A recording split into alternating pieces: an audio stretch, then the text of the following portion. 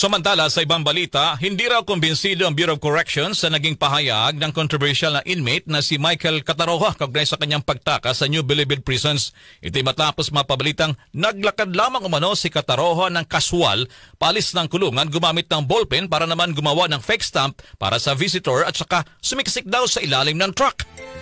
Sa interview ng Armin Manila kay Bucor Chief Gregorio Katapang Jr., nais niyang malaman ng real time na nangyari kung paano talaga nakatakas ng kulungan na nasabi namang inmate. Paliwanag pa ni General Katapang ayaw nilang mag-ulat bukas sa Senado o sa Senate hearing sakaling iba ang sabi nitong kwento. Sarap ng mga mambabatas kaya tinitiyak nito kung may anggulo ba ng sabuatan doon sa mga gwardya o kung paano nagkaroon nga ng kapabayaan sa kanila namang hanay.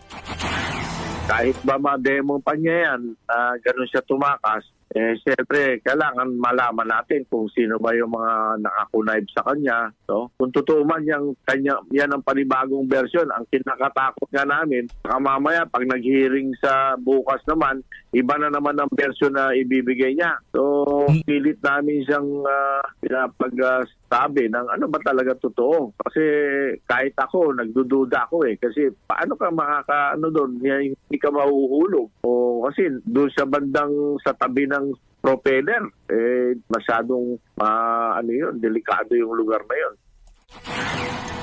Yan mga kasama si Bureau of Corrections Chief Gregorio Katapang Jr. sa exclusive interview ng RMN Manila.